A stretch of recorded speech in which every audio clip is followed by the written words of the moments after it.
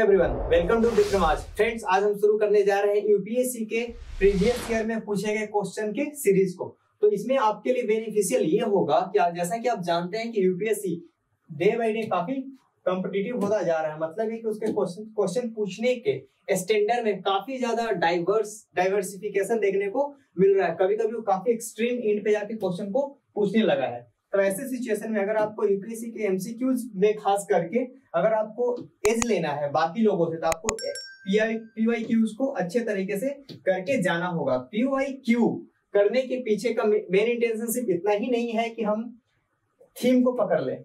इससे ज्यादा इंपॉर्टेंट ये है कि अभी कुछ दिनों में देखने को ये ट्रेंड देखने को मिला है कि यूपीएससी क्या कर रही है कि प्रीवियस ईयर क्वेश्चन को हूबहू रिपीट कर दे रही है। मतलब 4 से 5 क्वेश्चन आपको तो ऐसे ही मिल जाएंगे जो कि एज इट इज उसने उठा के रख दिया है। वहीं दूसरी ओर उसने थीम को भी कई बार अपने तरीके से उसने रिपीट किया। तो चलिए शुरू करते हैं इस अनोखे सीरीज को, जहां आपको समझने को मिलेगा ना कि सिर्फ आंसर, उस क्वेश्चन का आंसर जानने को मिलेगा, बल्कि आपको उसकी फुल एक्सप्लेनेशन भी जानने को मिलेगी, जिसकी वजह से आपकी जो पेरिफेरल नॉलेज है उसमें काफी ज्यादा इजाफा होगा। तो चलिए शुरू करते हैं पहले क्वेश्चन को।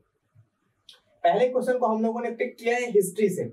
हिस्ट्री से क्वेश्चन है ये 2022 में इस क्वेश्चन को पूछा गया था यूपीएससी के द्वारा। इस क्वेश्चन में क्या है, इस क्वेश्चन में ऐसा किया गया है कि आपको एक और चीज मैं बता दूं, जो नए स्टूडेंट्स हैं उनके लिए, जो पुराने स्टूडेंट्स जिन्होंने एक आध दो अटेम्प्ट्स दिए वो तो बहुत भली भांति परिचित होंगे इस सिचुएशन से, जो कि यूपीएससी ने पिछले साल से शुरू कर रखा है।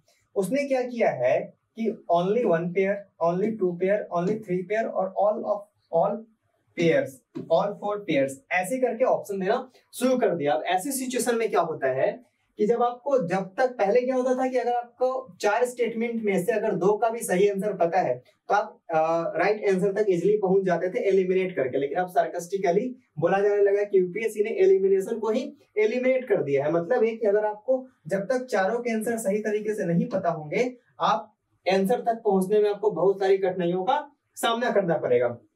तो ऐसे सिचुएशन को टैकल करने का सिर्फ एक ही तरीका है कि अपने नॉलेज को जितना ज्यादा इंक्रीज कर सके करें। तो समझते हैं इस क्वेश्चन को। इसने है इस तरफ किंग का नाम दिया है और इस तरफ उसके डायनेस्टी का नाम दिया। मतलब कि ये जो किंग थे किस डायनेस्टी से एसोसिएटेड थे। तो सबसे पहले नंदुक, जयशक्ति, नागभट्ट सेकंड एंड भोज। इस तरफ दिया है डायनेस्टी का नाम जो कि है चंदेल, परमार, गुज्जर प्रतिहार और राष्ट्रकूटा। आपको मैच करना और आपको बताना है कि कौन सा पेयर करेक्ट है और कौन सा पेयर इनकरेक्ट है। ऐसे यूपीएससी ने जो अपना आंसर की जारी किया है उसके अकॉर्डिंग इसका आंसर क्या है, बी। बी कहने का मतलब क्या है कि ओनली 2 पेयर इज करेक्ट। अब देखते हैं कि ऐसा कौन सा क्वेश्चन था जो कि गलत था। तो सबसे पहले चंदेल के बारे में पढ़ते हैं कि चंदेल जो राजवंश था वो कहाँ से बिलोंग करती थी और उसकी राजधानी कहाँ थी और उन लोगों ने क्या क्या किया था अपने शासनकाल के दौरान। तो ये कौन थे, इंडियन राजपूत क्लैन थे जो कि सेंट्रल एशिया में रूल करते थे। इनको चंडेला और जेजा भुक्ति डायनेस्टी के रूप में हम लोग हिस्ट्री में याद करते हैं। कुछ दंत कथाएं हैं, कुछ ऐसी कहानियां हैं जिसके अकॉर्डिंग महोबा के जो किंग थे वो चंडेला फैमिली जो उनकी वो अपने आप को मूल मतलब कि चंद्रवंश से अपने आप को एसोसिएट करते थे।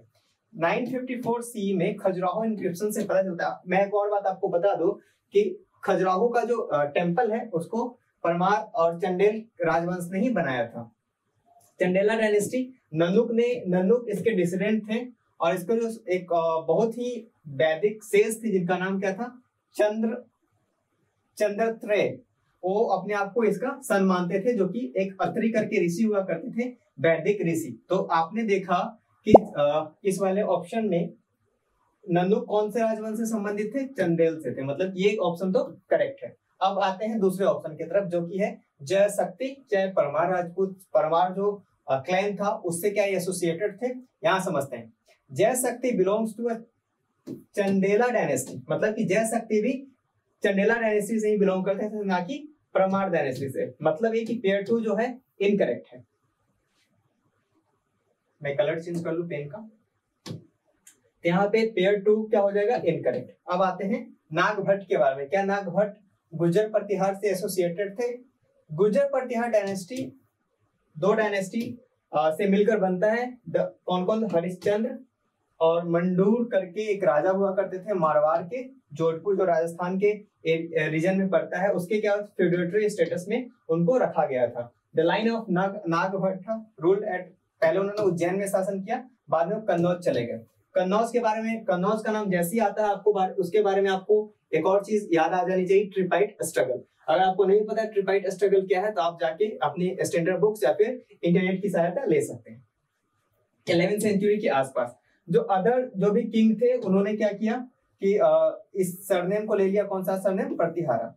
आगे अगर हम इसको पढ़ें तो इसमें क्या है कि in the complicated and badly documented wars, 9th century में एक बहुत ही कॉम्प्लिकेटेड वार्स का जिक्र किया गया है जो कि प्रतिहारा, राष्ट्रकूटा एंड पालास के बीच होता है, जो कि नागभट्ट सेकंड जो थे वो काफी इंपॉर्टेंट रोल प्ले करते। ये लड़ाइयां क्यों हो रही थी? ये लड़ाइयां कन्नौज के लिए हो रही थी। कन्नौज काफी इंपॉर्टेंट सेंटर हो जाता है मेडिएवल हिस्ट्री जब शुरुआत होता है उसके शुरुआती दौर में।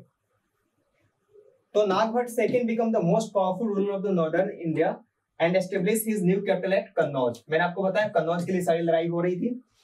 Nagabhata second was succeeded by his son Rambhadra in about 1833। इसके बाद इसका बेटा रामभद्र राजा बन जाता है। Hence pair 3 is correctly matched, मतलब कि मैच्ड, मतलब है कि पेयर जो 3 है हमारा वो करेक्टली मैच्ड है। मतलब है कि अब तक तो हमारा 2 आंसर मिल गया है, यानी कि जो ऑल ऑफ 4 पेयर्स था वो तो एलिमिनेट हो गया। मतलब ये कि इतना से भी हम लोग 33% आंसर में पहुंच सकते थे। मतलब कि अब जो भी आंसर होगा इन तीनों में से कोई एक होगा।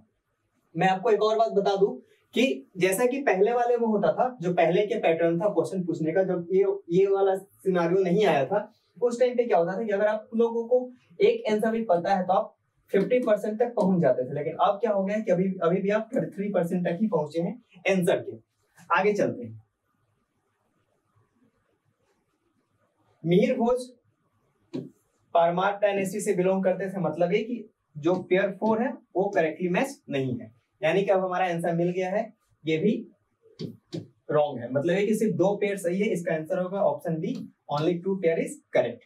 अब चलते हैं नेक्स्ट क्वेश्चन की तरफ। हमारा नेक्स्ट क्वेश्चन हम लोगों ने इसे पिक किया है ज्योग्राफी से।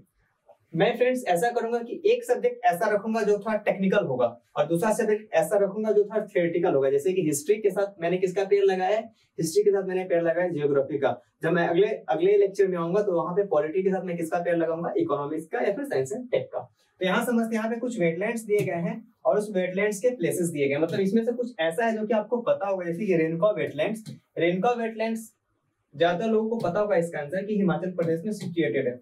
मतलब ये कि यहाँ पे भी आपने एक ऑप्शन को एलिमिनेट कर दिया। मतलब ये कि ऑप्शन जो डी है उसको आपने एलिमिनेट कर दिया। जैसे ही आपने उसको एलिमिनेट कर दिया तो आप फिर से कहां पहुंच गए? 33% आंसर के पास पहुंच गए। मतलब कि अब ये 3 में से कोई एक आंसर होना चाहिए। अब आगे बढ़ते हैं, अब देखते हैं कि कौन कौन सा क्वेश्चन, कौन कौन से इसके जो ऑप्शंस हैं वो करेक्टली मैच्ड है।